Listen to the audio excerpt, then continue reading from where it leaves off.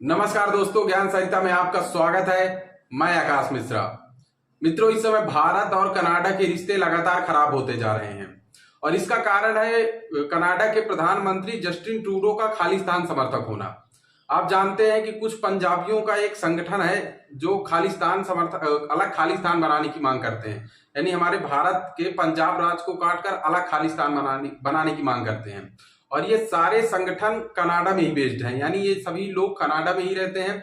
जो Justin Trudeau है, इन खालिस्तानियों के खिलाफ कोई कार्रवाई नहीं करते, इनका समर्थन करते हैं। इसका कारण है जस्टिन ट्रूडो की वोट बैंक की राजनीति। कनाडा में लगभग 7 लाख पंजाबी लोग रहते हैं, जिसे जो जस्टिन ट्रूडो के समर्थक हैं, यानी जस्टिन ट्रूडो उनको अपने वोट सबसे बड़ा वोट बैंक मानते हैं। तो उनकी वोट हासिल करने के लिए जस्टिन ट्रूडो खालिस्तानी लोगों के खिलाफ कोई कार्रवाई नहीं करते, जबकि यही खालिस्तानी लोग जो अलग खालिस्तान की मांग करते हैं, ये पूरी दुनिया में भारत के खिलाफ आतंकवादी गतिविधियों को बढ़ावा देते हैं।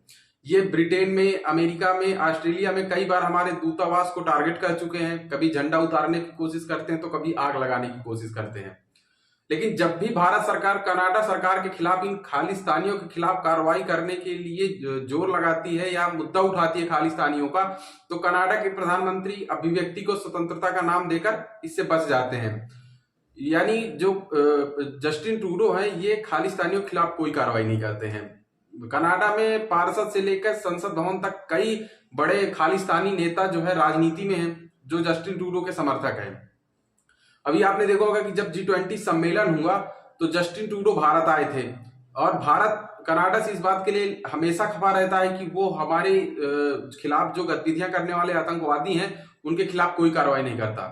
जब जस्टिन ट्रूडो भारत आए G20 सम्मेलन में, तो भारत सरकार ने उन्हें पूरी तरीके से दरकिनार कर दिया। ऐसा लग रहा था जैसे कोई आम नागरिक आया हो, कोई भाव नहीं मिला जस्टिन ट्रूडो को।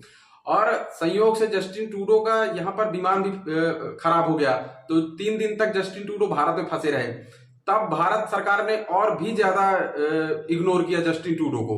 भारत सरकार चाहती तो अपने विमान से तुरंत जस्टिन ट्रूडो को कनाडा भेज सकती थी, लेकिन वो अपने होटल में ही पड़े रहे। भारत का कोई भी एक अधिकारी जस्टिन ट्रूडो का हालचाल पूछने भी नहीं गया। इस तरीके से इग्नोर किया गया।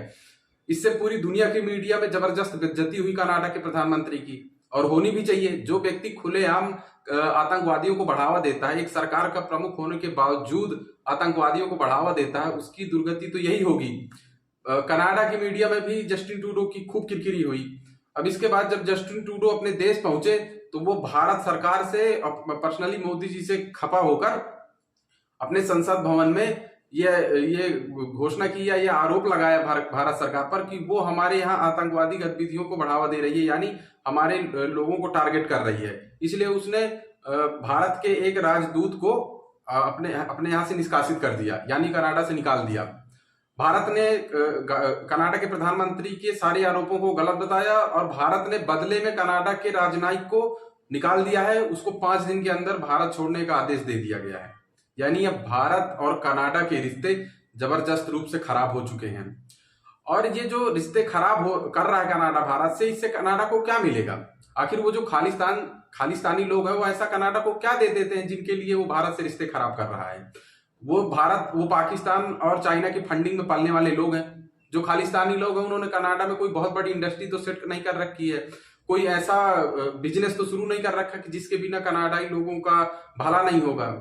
ये तो जस्टिन ट्रूडो खाली वोट बैंक की राजनीति के लिए भारत जैसे बड़े देश से अपना रिश्ता खराब कर रहे हैं, यानी अपने देश को गर्त में पहुंचा रहे हैं।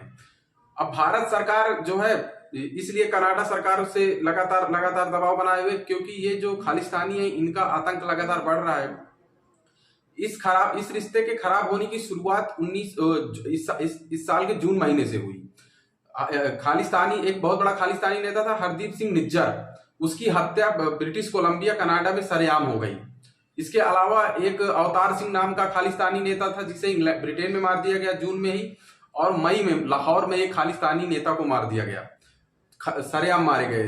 तो इन खालिस्तानी लोगों ने भारत सरकार पर आरोप लगाया कि जो भारत की रॉ है वो हमारे नेताओं को मार रही है, टारगेट किलिंग कर रही है। इसके बाद ये भारत के खिलाफ और आतंकवादी गतिविधियों को बढ़ावा देने लगे, लेकिन कनाडाई सरकार इसको रोक पाने में पूरी तरीके से विफल रही। अब बात यह है कि अगर कनाडा और भारत के रिश्ते खराब होते हैं, तो इससे नुकसान किसे होगा ज्यादा, यानी भारत को नुकसान होगा या कनाडा को नुकसान होगा? सबसे ज्यादा नुकसान कनाडा को होगा। उसका कारण यह है कि भारत इस समय दुनिया की सबसे तेज गति से बढ़ती अर्थव्यवस्था है, दुनिया का सबसे बड़ा बाजार है, दुनिया का हर देश भारत में आकर इन्वेस्ट करना चाहता है, व्यापार करना चाहता है, दुनिया भर की कंपनियां अपने लाभ के लिए भारत आना चाहती हैं। अगर कनाडा भारत का रिश्ता खराब होता है तो कनाडाई कंपनियों के लिए, कनाडाई व्यापार के लिए भारत के दरवाजे धीरे धीरे बंद होने लगेंगे। इससे कनाडा को बहुत नुकसान होगा। कनाडा के साथ जो भारत का व्यापार होता है वो लगभग 8 अरब डॉलर का होता है, जिसमें भारत 4 अरब डॉलर का निर्यात करता है, 4 अरब डॉलर का आयात करता है। यानी भारत को यह भी डर नहीं है कि हमारा वहां कोई बहुत बड़ा निर्यात था तो इससे हमें बहुत बड़ा फायदा होता था, क्योंकि भारत के पास तो अपना एक रीजन है कि हम अपने लोगों की सुरक्षा के लिए, अपने राजनयिकों की सुरक्षा करने के लिए, अपने देश की सुरक्षा करने के लिए किसी भी स्तर तक जाएंगे। उसमें 4 अरब डॉलर के लिए हम अपने लोगों को खालिस्तानी आतंकवादियों के हाथों मरने के लिए छोड़ नहीं देंगे। भारत को कम नुकसान है, कनाडा को ज्यादा है। कनाडा को नुकसान होने का दूसरा कारण यह है कि जो चाइना है वो कनाडा पर लगातार दबाव बनाए रहता है। हिंद प्रशांत क्षेत्र में अपनी गतिविधियां चाइना बढ़ा रहा है, जिससे कनाडा और अमेरिका दोनों के लिए चिंता बढ़ रही है। कनाडा में अपना माल डंप कर देता है चाइना, जिससे कनाडा की कंपनियों को, वहां के बाजार में कनाडाई कंपनी को ग्रो करने में नुकसान होता है। तो अगर कनाडा को, चाइना को काउंटर करना है तो उसे भारत की जरूरत पड़ेगी ही पड़ेगी। दूसरा नुकसान ये है। तीसरा, कनाडा की लगभग 600 कंपनियां इस समय भारत में काम कर रही हैं और 1000 कंपनियां भारत में इन्वेस्ट करने के लिए अवसर तलाश रही हैं। यानी अगर उन कंपनियों को फायदा चाहिए अपने बिजनेस में तो सबसे अच्छा डेस्टिनेशन भारत ही है, जहां वो सबसे ज्यादा फायदा पा सकते हैं। पर चूंकि भारत के साथ कनाडा अपने रिश्ते खराब कर रहा है तो इन कंपनियों के लिए भी द्वार बंद होंगे और जो मुक्त व्यापार समझौता होना था भारत कनाडा के बीच में, अब उसकी बातचीत भी खटाई में पड़ गई है। इसका कारण यह है कि कनाडा के वाणिज्य मंत्री ने घोषणा कर दी कि अब ये जो बातचीत है फ्री ट्रेड एग्रीमेंट के बारे में, अभी इसकी वार्ता रोक दी गई है।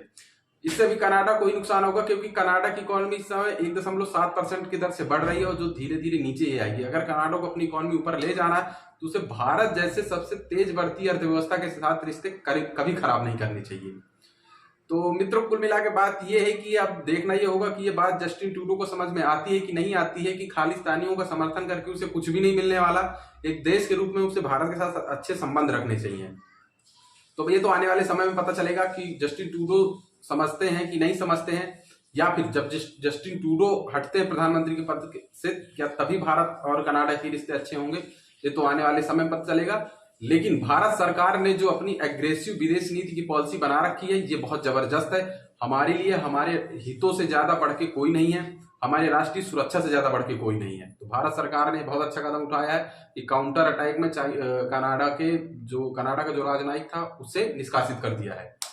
तो ये बात कुछ कनाडा और भारत के रिश्तों के बारे में आपसे करनी थी। मित्रों, आपका क्या सोचना है कि जो भारत कदम उठा रहा है, जो एग्रेसिव पॉलिसी अपना रहा है कनाडा के खिलाफ, ये सही है कि नहीं सही है? हमें कमेंट में अपनी राय जरूर बताएं। तो चलिए फिर मिलते हैं किसी नए वीडियो में, नए टॉपिक के साथ, फिर करेंगे किसी नए मुद्दे पे बात। धन्यवाद।